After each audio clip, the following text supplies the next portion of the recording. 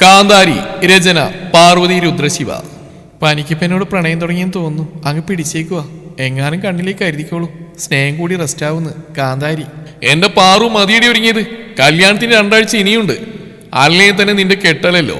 എന്റെ മാളു ചേച്ചിയിട്ടല്ലേ. ഒന്ന് വാ പെണ്ണേ, ഞാൻ വന്ന് കൊണ്ടുപോയിക്കോളാന്ന് പറഞ്ഞ് എനിക്ക് പാരയായല്ലോ ഈശ്വര. കിച്ചു എന്ന കിഷോർ പുറത്തുനിന്ന് വിളിച്ചു പറഞ്ഞു. പാർവതിയുടെ അമ്മാവന്റെ മകനാണ് കിച്ചു. കിച്ചുവിന്റെ ചേച്ചി മാളു എന്ന മാളവിയുടെ കല്യാണത്തിന് ഇനി 2 ആഴ്ച കൂടിയുണ്ട്. പാർവതിയെ കൂട്ടിക്കൊണ്ടുപോകാൻ വന്നാണ് കിച്ചു. +1 പരീക്ഷ കഴിഞ്ഞ് അവധിയിൽ നിൽക്കുകയാണ് പാർവതി. അമ്മയും അച്ഛനും ചേച്ചിയും ചേച്ചിയുടെ ഭർത്താവ് അടങ്ങിയ കുടുംബം. കുഞ്ഞുനാളിൽ വല്ലപ്പോഴും അമ്മാന്റെ വീട്ടിലേക്ക് പോകുമായിരുന്നു. പിന്നീട് അങ്ങനെ പോയിട്ടില്ല. പക്ഷെ അവൾക്ക് ഒരുപാട് ഇഷ്ടമായിരുന്നു അങ്ങോട്ട് പോവാൻ. പാടവും അമ്പലവും കുളവും കാവുകളും അവൾക്ക് ഒരുപാട് ഇഷ്ടമാണ്. പഠിത്തവും അങ്ങോട്ടേക്കുള്ള ദൂരം കൊണ്ട് കൊണ്ടുപോകാറില്ലെന്ന് മാത്രം. അവളുടെ ബാഗും മറ്റും ശരിയാക്കി അവൻ കാത്തിരിക്കാൻ തുടങ്ങിയിട്ട് നേരം കുറച്ചായി. പാർവതി ഇറങ്ങി വന്നു. പട്ടുടുപ്പും പാവാടയുമായിരുന്നു വേഷം. കിച്ചു പറഞ്ഞു, വന്ന് വന്ന് ഒരുക്കൊക്കെ കൂടുതലാണല്ലോ. എപ്പോ തൊട്ട് കാത്തിക്കുവാന്നറിയോ? ബൈക്ക് എടുത്തുകൊണ്ട് വരാന്ന് പറഞ്ഞപ്പോൾ അത് വേണ്ട. ബസ്സിന് പോകാന്ന് പറഞ്ഞ് 100 വട്ടം ഫോൺ ചെയ്തു. വണ്ടിയും ഇല്ല, സമയം അതുമില്ല. ഇനി എപ്പോഴാങ് എത്തുക? വേഗം വന്നേ നീ. അപ്പച്ചി ഞങ്ങൾ ഇറങ്ങുവാ. കിച്ചു അകത്തേക്ക് നോക്കി വിളിച്ചു പറഞ്ഞു. അകത്തുനിന്ന് പാർവതിയുടെ അമ്മ ഇറങ്ങി വന്നു. കിച്ചു, ഇവിടെ എങ്ങോട്ട് പോയാലും ഒരു കണ്ണ് വേണം. കുളം കണ്ടാ പിന്നെ അതിലാവും കളിക്കാൻ പോകുന്നേ. ഒരു ശ്രദ്ധയുമില്ല. നിന്നെ വിശ്വസിച്ചായിപ്പോ വിടുന്ന്. ഇല്ലേ ഞങ്ങൾ വരുമ്പോഴേ കൊണ്ടുവരുള്ളായിരുന്നു. നിന്റെയും ആളുവിന്റെയും നിർബന്ധം കൊണ്ട് വിടുന്ന. അപ്പച്ചി പേടിക്കണ്ട, എനിക്ക് അവിടെ എന്താ പണി, ഞങ്ങൾ നോക്കിക്കോളാം. ഇറങ്ങട്ടെ പറഞ്ഞിട്ട് വാ. അമ്മയോട് യാത്ര പറഞ്ഞവരിറങ്ങി. പോകും വഴി ബസ്സിൽ അവളുടെ ഒച്ച മാത്രം. കിച്ചു അവൾ പറയുന്ന അടുത്തിരുന്ന് മോളി കേട്ടു. അല്ല, നീ എന്നാ ബൈക്ക് വേണ്ടെന്ന് പറഞ്ഞേ? അതോ, ബൈക്ക് നേരെ റോഡ് വഴി വീട്ടിൽ ചെല്ലില്ലേ? ഇതാകുമ്പോ വഴിയിലിറങ്ങിയിട്ട് വയലും കുളമൊക്കെ കണ്ട് നടന്നു പോകാലോ. അതിനായിരുന്നോ? അത് വീട്ടിൽ ചെന്നിട്ട് പോവായിരുന്നല്ലോ നിനക്ക്. വരുന്ന വഴി തന്നെ വേണോ എന്റെ കുട്ടി പിശാശേ? അവൾ അവനെ ഒന്ന് രൂക്ഷമായി നോക്കി. കിച്ചുവിന് പാർവതി എന്ന് പറഞ്ഞാൽ ഒരു അനിയത്തിക്കുട്ടിയാണ്. അവൾക്ക് തിരിച്ചു അതെ. 2 മണിക്കൂർ യാത്ര തീർന്ന് അവർ വഴിക്കിറങ്ങി. പാർവതിയുടെ ബാഗ് തോളിലിട്ട് കിച്ചു മുന്നോട്ട് നടന്നു. പുറകെ അവളും. റോഡിൽ കൂടി അല്പം നടന്നിട്ട് അവൻ വയലിലേക്ക് ഇറങ്ങി. ഒപ്പം പാർവതി. ചെരുപ്പുകൾ ഊരി കയ്യിൽ പിടിച്ചിട്ട് അവൾ പാദം വയൽവരമ്പിലേക്ക് ചവിട്ടി. സുഖമുള്ള ഒരു തണുപ്പ് പാദത്തിലേക്ക് അരിച്ചു കയറി. പാർവതി കണ്ണുകളടച്ചു. ഒന്ന് പതിയെ ചിരിച്ചു. കിച്ചു തിരിഞ്ഞു നോക്കി. അവളെ നിൽപ്പ് കണ്ടപ്പോൾ അവൻ പറഞ്ഞു, ആ കാന്താരി പാറന് വട്ടൊടുങ്ങിയല്ലേ? ഡേ ഇങ്ങോട്ട് നടക്കടി. പിന്നെ നിനക്ക് പിന്നെ ഇവിടെ ഒന്ന് കളിക്കാം. വാ പെണ്ണെ. പോടാ ഭ്രാന്ന് കിച്ചു. എനിക്കിവിടെ ഇഷ്ടമാണ്, അതാ. അല്ലാണ്ട് വട്ടൊന്നുമല്ല. ഞാൻ ഇങ്ങോട്ട് പിന്നെ വന്നോളാം. അതും പറഞ്ഞ അവൾ പാടവരമ്പിൽ കൂടി ഓടി. എടി നിക്കടി വേണേ, വീഴും എന്ന് പറഞ്ഞ് കിച്ചുവും നടന്നു. വയൽ കഴിഞ്ഞ് അമ്പലക്കുളത്തിന്റെ അരികിൽ കൂടി അവർ ഇടവഴിയിലേക്ക് കയറി നടന്നു. അല്പദൂരം കൂടി നടന്ന് റോഡിൽ കയറി. കുറച്ചുകൂടി നടന്ന് വീട്ടിലേക്ക് കയറി. മാളു ചെടികളുടെ അടുത്ത് പുറത്തു നിൽക്കുകയായിരുന്നു. മാളു ചേച്ചി എന്ന വിളിയോടെ പാർവതി ഓടിച്ചെന്ന് അവളെ കെട്ടിപ്പിടിച്ചു. വിശേഷങ്ങൾ പറഞ്ഞും കളിച്ചും ചിരിച്ചും അവരവിടെ നിന്നു. പെട്ടെന്ന് ആരോ ഗേറ്റ് തുറന്ന് കിച്ചു എന്ന് വിളിച്ചു. കിച്ചു തിരിഞ്ഞു നോക്കി. ശ്രീകാന്താണ്. അവന്റെ ചങ്ക് ചെങ്ങായി. ശ്രീ, ഇത് എവിടെയായിരുന്നു? ഇന്നലെ കണ്ടില്ലല്ലോ. ഇന്നലെ ചേച്ചിയുടെ വീട്ടിൽ പോയി നടാ. നീ ഇന്ന് എവിടെയായിരുന്നു? ദേ ഈ കുട്ടി പിശാചിനെ കൊണ്ടുവരാൻ പോയതാ. പാർവതി, ഞങ്ങളുടെ കാന്താരി പാറു. നീ കണ്ടിട്ടില്ലല്ലോ. ആഹാ, ഇതാണ് ആള്. നല്ല പേര്, കാന്താരി പാറു. അവൻ ചിരിച്ചു. പാർവതിക്ക് ഒരിത്തിരി ദേഷ്യം വന്നു. ഇതേതീ മരങ്ങോടൻ? ശ്രീ ഒന്ന് അമ്പരന്നു. നത്തോലി ആളുകളാലോ. കല്യാണം കൂടാൻ വന്നല്ലേ? 2 ആഴ്ച ഇനിയുണ്ടല്ലോ. എടി കാന്താരി, തരാം നിനക്കുള്ള പണി. അത് മനസ്സിൽ വെച്ച് അവൻ പറഞ്ഞു. ആഹാ, കൊച്ചു കൊള്ളാലോ. കൊട്ട് നമുക്കിട്ടോ. വേണ്ടി മരുന്നിന്റെ അത്രയുള്ളല്ലോ. നാക്കിന് നീട്ടം കൂടുതലാ. നന്നായി പോയി. എടി, ഞാൻ കിച്ചേട്ടനാണ് നിനക്ക്. എന്നാൽ ഇവന് ശ്രീയേട്ടെന്ന് വിളിക്കണം. എന്നെ ചങ്കാമോളെ ഇവൻ. ഞാൻ പോകും ഇനി ചങ്ങിന് ചങ്കി ഇടിച്ചു പാട്ടും. ഉവേ എന്ന് ശ്രീ പറഞ്ഞ് ചിരിച്ചു.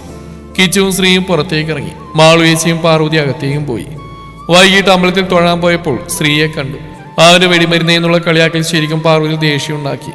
അതിന്റെ ദേഷ്യം അവൾ തീർത്ത് പിറ്റേന്ന് രാവിലെ കിച്ചുവിന്റെ വീട്ടിലേക്ക് കയറി വന്ന അവന്റെ പുറത്തേക്ക് വെള്ളയിരുന്ന ബക്കറ്റ് വീശിയായിരുന്നു. മുഴുവൻ നിറഞ്ഞു നിൽക്കുന്ന സ്ത്രീയെ നോക്കിയൊന്ന് ചിരിച്ചുകൊണ്ട് തലയാട്ടി. അവൾ പണി നന്നാണെന്ന് അവനും മനസ്സിലായി. ശ്രീ വീട്ടിൽ പോയി നനഞ്ഞ ഡ്രസ്സൊക്കെ മാറ്റി തിരികെ വന്നു. കല്യാണം പ്രമാണിച്ച് വീണ്ടും പരിസരത്തെ കാടൊക്കെ ചെത്തി വൃത്തിയാക്കലാണ് കിച്ചു. ശ്രീയെ ഒപ്പം കൂടി. ഇടയ്ക്ക് കിച്ചു കുടിക്കാൻ വെള്ളം ചോദിച്ചു. വെള്ളം കൊണ്ടുവന്ന പാർവതിയായിരുന്നു. കിച്ചുവിന് വെള്ളം കൂടി തിരിഞ്ഞ അവളുടെ കയ്യിൽ ശ്രീ ചെത്തിയിട്ട ഭാഗത്തുനിന്ന് ഒരു ഇലെടുത്ത് തട്ടി. അത് ചൊറിയണമായിരുന്നു. അവളുടെ കൈ ചൊറിച്ചിലായി. ചുവന്ന് തടിച്ചു ആ ഭാഗം. സ്ത്രീയൊക്കെ കഴിഞ്ഞു പോകുമ്പോൾ അവൾ അവനെ കത്തുന്നൊരു നോട്ടം നോക്കി. അവനൊന്ന് ചിരിച്ച് പറഞ്ഞു, അതെ, ഇങ്ങോട്ട് 1 തന്നാൽ തിരിച്ച് 9 തരും. ഒന്നുമില്ലെങ്കിലും 3-4 വയസ്സിന് മൂത്തല്ലേ. അതിന്റെ ഒരു പണിയാ കേട്ടോ. പോകും മുന്നേ നിനക്ക് ഒടുക്കത്തൊരു പണി എന്നിട്ട് പാർവതി പോവും, അവൾ മനസ്സിൽ പറഞ്ഞു. സ്ത്രീ പോയി ദിവസങ്ങൾ കഴിയുന്തോറും തമ്മിലുള്ള തല്ലുപിടി കൂടി വന്നു. പാർവതിക്ക് അവനോടുള്ള ദേഷ്യവും. എന്നാൽ സ്ത്രീക്ക് അവളോട് തോന്നിയ കൗതുക ഒരു പ്രണയമായി തുടങ്ങിയിരുന്നു. അവളോടുള്ള വഴക്ക് അവസാനിപ്പിക്കാൻ അവൻ തീരുമാനിച്ചു. പിറ്റേന്ന് കിച്ചുവിന്റെ വീട്ടിൽ വെച്ച് അവൻ പാർവതിയെ കണ്ടതും പാറു സോറി. എന്തിന്? എല്ലാറ്റിനും ഒത്തിരി വഴക്കൂടി. ഇനി അതൊന്നും വേണ്ട. ഓക്കെ? ഓക്കെ. തരാനുള്ള പണിയൊക്കെ എനിക്കിട്ട് തന്നിട്ട് സോറി. ഞാൻ തരാം. ഇനി അങ്ങോട്ട് പണി. ആൾ മനസ്സിൽ കരുതി. പിന്നീട് പരസ്പരം തല്ലും വഴക്കില്ലാതെ വളരെ കാര്യമായി അവർ ഇടപെട്ടു. അവർക്കൊപ്പം പാടത്തും പറമ്പിലും കുളത്തിലും കാവിലും ഒക്കെ കൂട്ടുപോകും സ്ത്രീയായിരുന്നു. കല്യാണമായി. മാളു ചേച്ചിയുടെ കല്യാണം കഴിഞ്ഞു. വീട്ടിൽ ആദ്യം വന്ന പാർവതിയും സ്ത്രീയുമായിരുന്നു. പാർവതി വീടിനകത്ത് കയറി. സ്ത്രീ പുറത്തു നിന്നു. പെട്ടെന്ന് അകത്തേക്ക് പോയ പാർവതി പാമ്പിയും നല്ലൊരു നിലവിളിച്ചു. കേട്ട പാതി സ്ത്രീ അകത്തേക്ക് പാഞ്ഞു ചെന്നു. ഹാള് കഴിഞ്ഞ് റൂമിന്റെ വശത്തേക്ക് തിരിഞ്ഞതും സ്ത്രീയുടെ കാല് തന്നെ നിലത്തേക്ക് വീണു. കാല് നന്നായി വേദനിച്ചു. അവൻ പതിയെ വീണ സ്ഥലവും നോക്കി. വെളിച്ചെണ്ണയോ മറ്റോ ഒഴിച്ചിട്ടേക്ക് വേണം. ആര് എന്ന ചോദ്യവുമായി നോക്കുമ്പോൾ പാർവതി ഒരു ചിരിയോടെ നിൽക്കുന്നു. അപ്പോഴാണ് പുറത്തെല്ലാവരും വന്ന് അകത്ത് കയറി കിച്ചോനെ പിടിച്ച് എണീപ്പിച്ച് ചോദിച്ചു, എന്താണ് പറ്റിയേ? സ്ത്രീ അവളെയും നോക്കി. എല്ലാവരും ഉണ്ട്. കാര്യം താൻ വീഴ്ത്തിയാണെന്ന് അറിഞ്ഞാൽ പണി തിരികെ കിട്ടും. ആളവനെ നോക്കി. അറിയിച്ചു, വെള്ളം കുടിക്കാൻ വന്ന കാല് തിന്നി. കല്യാണത്തിന് പോകുന്ന തിരക്കിൽ ഇവിടെ എണ്ണ വീണിട്ടുണ്ട്. അതാ കാല് തിന്നിയത്. പാർവതിയുടെ ചിരിമാഞ്ഞു. തന്നെ സ്ത്രീയായിട്ട് രക്ഷപ്പെടുത്തിയാണ് എല്ലാവരുടെയും മുമ്പിൽ. സ്ത്രീക്ക് നടക്കാനൊരു ഇത്തിരി ബുദ്ധിമുട്ടുണ്ടായിരുന്നു. കിച്ചുവിനെ വീട്ടിൽ കൊണ്ടാക്കി. പിറ്റേന്ന് തിരികെ പോകുന്ന അമ്മ പറഞ്ഞപ്പോൾ സ്ത്രീയെ കണ്ട് സോറി പറയണമെന്ന് തോന്നി. പിറ്റേന്ന് പോകും മുന്നേ പാർവതി സ്ത്രീയുടെ വീട്ടിലെത്തി. അവൻ അവന്റെ മുറിയിൽ കിടക്കുകയായിരുന്നു. അവന്റെ അമ്മയോടൊക്കെ പോകുന്ന കാര്യം പറഞ്ഞിട്ട് സ്ത്രീ എന്നോടും കൂടെ യാത്ര പറഞ്ഞിട്ട് വരാനായി അവന്റെ മുറിയിലേക്ക് ചെന്നു. സ്ത്രീ കണ്ണടച്ച് കിടപ്പാണ്. അവൾ അരികിൽ ചെന്നു. ശ്രീയേട്ടാ. പാർവതി, നീ എന്താ ഇവിടെ? ഞാൻ തിരിച്ചു പോയിന്ന്. സോറി ഏട്ടോ, ശരിക്കും ഇങ്ങനെ വേദനിക്കുന്നു കരുതിയില്ല. നല്ല അഭിനയാണല്ലേ. എന്നോടുള്ള ദേഷ്യം അടക്കി വെച്ച് എന്റെ കൂടെ വന്നിട്ട് പണിയൊന്നില്ലേ? സാറില്ല. അതെ, ആ മേശപ്പുറത്തൊരു ചുവന്ന കുഞ്ഞു ബോക്സ് ഇരിപ്പുണ്ട്. അതിങ്ങെടുത്തേ. പാർവതി എണീറ്റു. ഒരു കുഞ്ഞു ജൂവൽ ബോക്സ് എടുത്തു. അവനത് വാങ്ങി തുറന്നു. 2 വെള്ളിക്കൊലുസ്. അവനത് അവൾക്ക് നീട്ടി പറഞ്ഞു. നീ പോകുമ്പോ തരാനിരുന്ന ദേ ഒന്ന് നോയിക്കേ, എന്നിട്ട് പറയാം. വാങ്ങിക്കണോ? പാർവതി അത് വാങ്ങി അവന്റെ കട്ടിലിന്റെ അറ്റത്ത് കാലി ചവിട്ടിന്ന് കൊലുസിട്ടു. പിന്നെ അവനോട് പറഞ്ഞു, സോറി ശ്രീയേട്ടാ, റിയലി സോറി. ഞാൻ കാരണല്ലേ വീണത്. അവളുടെ കണ്ണുകളിൽ സ്ത്രീ ഒരു നനവ് കണ്ടു. പെട്ടെന്ന് തോന്നിയൊരു തോന്നലിൽ അവനവളുടെ കയ്യിൽ പിടിച്ച് അരികിലേക്ക് അവളുടെ മുഖം അടുപ്പിച്ചു. അവന്റെ ചുണ്ടുകൾ അവളുടെ കവിളിലേക്ക് അമർത്തി ചേർത്തു. തന്റെ കവിളിൽ അവന്റെ താടിയുടെയും മീശയുടെയും നീറ്റിൽ പതിയുന്ന അവൾ അറിഞ്ഞു. ശക്തിയിൽ അവൾ അവനെ തള്ളി മാറ്റി.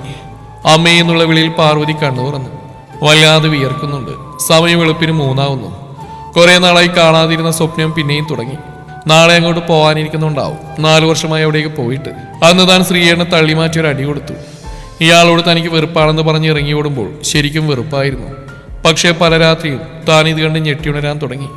അപ്പോഴെല്ലാം ശ്രീയേട്ടൻ കവിളിൽ തന്ന നീറ്റൽ പിന്നെയും അനുഭവിക്കുന്ന പോലെ ഒരു തോന്നൽ. പതിയെ എപ്പോഴോ താൻ ശ്രീയേട്ടനെ സ്നേഹിച്ചു തുടങ്ങിയിരുന്നു. അത് തിരിച്ചറിയാതെ വാശി കാണിച്ച് അങ്ങോട്ടേക്കുള്ള യാത്രകൾ മനഃപൂർവ്വം ഒഴിവാക്കി. എപ്പോഴാണ് താൻ തിരിച്ചറിഞ്ഞ് കിച്ചുവേന്റെ കല്യാണം പറയാൻ അമ്മായി വന്നപ്പോൾ. എത്ര നാളായി കിച്ചുവിന് പെണ്ണ് നോക്കുന്നു, ഒരെണ്ണം ശരിയാവുന്നില്ലായിരുന്നു. ഇത് നമ്മുടെ ശ്രീകാന്തിന്റെ പരിചയത്തിലുള്ള കുട്ടിയാണ്. ശ്രീയുടെയും കല്യാണം ഏതാണ്ട് ഉറപ്പിച്ചു. എന്തോ ഒരു വല്ലാത്ത ഞെട്ടൽ. അന്ന് മുഴുവൻ താൻ കരഞ്ഞു. അന്ന് തിരിച്ചറിഞ്ഞു തനിക്ക് ശ്രീയേട്ടനോട് ഇഷ്ടമുണ്ടെന്ന്. പക്ഷെ വൈകിപ്പോയില്ലേ, കല്യാണം ഉറപ്പിച്ചില്ലേ. ശ്രീയേട്ടന്റെ മുമ്പിൽ ചെന്ന് നിൽക്കാൻ പറ്റാത്തതുകൊണ്ട് കിച്ചുവേന്റെ കല്യാണത്തിന് പോലും താൻ പോയില്ലല്ലോ. അതിന്റെ പിണക്കൊണ്ട് കിച്ചുവേട്ടന്. ഇതിപ്പോ കിച്ചേന്റെ കുഞ്ഞിന്റെ നൂലുകെട്ടാണ്. പോണം. ശ്രീയേട്ടന്റെ വിവാഹം കഴിഞ്ഞിട്ടുണ്ടാവും. കുഞ്ഞുങ്ങളും കാണും. തനിക്ക് ഇന്നും ശ്രീയേട്ടൻ നൽകിയ ആ വേദന മറക്കാൻ കഴിയുന്നില്ല. ഇപ്പോഴും സ്നേഹിക്കുന്നുണ്ട് താൻ. പോയാലും തമ്മിൽ കണ്ടാലും ശ്രീയേട്ടൻ അറിയരുത് ഒരിക്കലും തന്റെ മനസ്സിൽ ശ്രീയേട്ടൻ ഉണ്ടായിരുന്നു എന്ന്. ഉറക്കം പോയി കിട്ടി. അവൾ തിരിഞ്ഞടന്നു.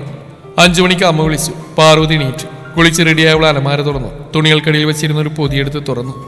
ശ്രീ മുമ്പ് കൊടുത്ത ആ പാദസരം. അവൾ കിടന്ന കൊലസൂരി അത് കാലിലിട്ടു. എല്ലാം ഒരുങ്ങിയിറങ്ങി കാറിൽ കയറി. ഏതാണ്ട് അങ്ങെത്തിയപ്പോൾ പാർവതി കാറ് നിർത്താൻ പറഞ്ഞു. ആൾ വയൽ വഴി വന്നോളാം എന്ന് പറഞ്ഞു. പറ്റുമെങ്കിൽ അമ്പലത്തിൽ നിന്ന് തൊഴണമെന്ന ആവശ്യം കൂടി പറഞ്ഞപ്പോൾ അമ്മ സമ്മതിച്ചു. ചേട്ടൻ കാർ നിർത്തി. പാർവതി ഇറങ്ങി. കാറ് പോയി. അവൾ ചെരുപ്പൂരി കയ്യിലെടുത്തു. വയലിലേക്ക് ഇറങ്ങി. പതിയെ മുന്നോട്ട് നടന്നു. ആ തണുപ്പ് പാദങ്ങളിൽ വാങ്ങിയവൾ നടന്നു. അമ്പലക്കുളത്തിന്റെ അരികിലായപ്പോൾ പാർവതി പതിയെ അങ്ങോട്ടേക്ക് ഇറങ്ങി. കാൽപാദങ്ങൾ കഴുകി തിരിഞ്ഞു. മുന്നിൽ ശ്രീ. നെഞ്ചിൽ 1000 പെരുമ്പറ മുഴങ്ങുന്ന പോലെ, ശ്വാസം നിൽക്കുന്ന പോലെ തോന്നിയവൾക്ക്. ശ്രീ അവളെ കണ്ടൊന്ന് അമ്പരന്നു. അവന് വല്ലാത്ത സന്തോഷം തോന്നി. 4 വർഷമായി താനൊന്ന് കാണാൻ ആഗ്രഹിക്കുന്ന മുഖം. ഒരു ക്ഷമ ചോദിക്കാൻ. ആദ്യത്തെ പകപ്പ് മാറിയപ്പോൾ പാർവതി ചിരിച്ചു. പിന്നീട് ചോദിച്ചു, അല്ല ഇതാരാ? മരം കൂടെ ഓർമ്മയുണ്ടോ? ആ വിളി സ്ത്രീയെ ചിരിപ്പിച്ചു. അവൻ പറഞ്ഞു, ഓർമ്മയുണ്ട് പാർവതി. ഒന്ന് കാണാൻ മോഹിച്ച ഒരാളെ സ്ത്രീയുടെ ജീവിതത്തിലുള്ളൂ. നീ ഒന്ന് ക്ഷമ ചോദിക്കാൻ. എന്തിന്? അന്ന് ശ്രീയേട്ടൻ മറന്നില്ലേ? ക്ഷമയൊന്നും വേണ്ട ശ്രീയേട്ട, ഞാനതൊക്കെ എന്നേ മറന്നു. അപ്പൊ നീ എന്നെ ഓർക്കാറില്ലായിരുന്നോ? പാർവതി മറുപടി പറയാൻ തുടങ്ങുമ്പോൾ പടവുകൾക്ക് മുകളിൽ നിന്ന് ആരോ സ്ത്രീ എന്ന് വിളിച്ചു. ഒരു പെണ്ണാണ്. കയ്യിലൊരു കുഞ്ഞുമുണ്ട്. ശ്രീയേട്ടന്റെ ഭാര്യയാവും. അവളുടെ കണ്ണുകൾ നിറഞ്ഞു. അതവൻ കാണാതെ പാർവതി തുടച്ചു. മുകളിൽ നിന്ന പെണ്ണ് പറഞ്ഞു. ശ്രീ നൂറേട്ടിന് പോയില്ലേ? ഞങ്ങൾ വീട്ടിലേക്ക് പോവാ. ഒറ്റയ്ക്ക് പോവോ? ഞാൻ കൊണ്ടാക്കണോ? ഞങ്ങൾ പോയിക്കോളാം, ശ്രീ പോയിട്ട് വാ. ആൾ കുഞ്ഞുമായി നടന്നു. അതാണോ ശ്രീയേന്റെ പെണ്ണ്? പെണ്ണോ? ആ അമ്മായി കിച്ചുവിന്റെ കല്യാണം പറയാൻ വന്നപ്പോൾ പറഞ്ഞു ശ്രീയേന്റെ കല്യാണം ഉറപ്പിച്ചതെന്ന്. അതാണ് ആള്. സുന്ദരിയാട്ടോ. ശ്രീയേന്റെ മോനാണോ മോളാണോ? അവളുടെ സംസാരം കേട്ട് ശ്രീ ഒന്ന് പുഞ്ചരിച്ചു. അവൻ അവളെ ഉറ്റുനോക്കി. 4 വർഷം കൊണ്ട് അവളുടെ ഭംഗി കൂടിയേ ഉള്ളൂ. പൊട്ടത്തിനൊന്നും കുറഞ്ഞിട്ടുമില്ല. ഒന്ന് കൂടിയെന്ന് തോന്നുന്നു. അവൻ ചോദിച്ചു. മോള് പേര് പാർവതി. ആളവരെ നോക്കി. ഇനി എന്തെങ്കിലും പറഞ്ഞാൽ തന്റെ അഭിനയം ഇപ്പോൾ അവസാനിക്കും. തന്റെ കണ്ണുകളെ നിയന്ത്രിക്കാൻ പറ്റിയെന്ന് വരില്ല. ആൾ അവനെ കടന്ന് പടകൾ കയറി. അവൻ ചോദിച്ചു. പാർവതി, ഒരു കാര്യം, ഈ 4 വർഷത്തിനുള്ളിൽ നീ ഒരിക്കലും എന്നെ ഓർത്തിട്ടില്ലേ? സ്നേഹിച്ചിട്ടില്ലേ? ആൾ ഉത്തരം പറയാൻ കഴിയാതെ തിരിഞ്ഞെന്നേ ഉള്ളൂ. ഉള്ളിൽ അലയടിച്ച വിങ്ങലടക്കി അവൾ പുഞ്ചിരിച്ചുകൊണ്ട് മുഖം മൂടി അണിഞ്ഞ് തിരിഞ്ഞ് അവനെ നോക്കി പറഞ്ഞു. എന്തൊക്കെയാ ശ്രീയേട്ടാ ചോദിക്കുന്നത്? വട്ടായോ? അതൊക്കെ ഞാൻ അന്നേ മറന്നു വരങ്ങോടാ. ഓർക്കാൻ വേണ്ടി ഒന്നും ഇല്ലായിരുന്നു എനിക്കതില്. അവിടെ വീട്ടിലെ നോക്കിയിരിപ്പാവും. ഞാൻ പോവാ. ശ്രീയേട്ടൻ വരുന്നേ വാ. ശ്രീ ഒന്ന് പുഞ്ചിരിച്ചു. അവൾ അന്ന് വിട്ടവനെ നോക്കി. ശ്രീ ചിരിച്ചുകൊണ്ട് തന്നെ അവളോട് പറഞ്ഞു. എന്റെ കാന്താരിപ്പാറു, നീ വെറും പൊട്ടിയാണല്ലോ പെണ്ണേ. ഈ കൊളക്കടയിൽ വെച്ചല്ല നിന്നെ കണ്ടതെങ്കിൽ നീ പറഞ്ഞ് ഞാൻ വിശ്വസിച്ചു പോയനെ.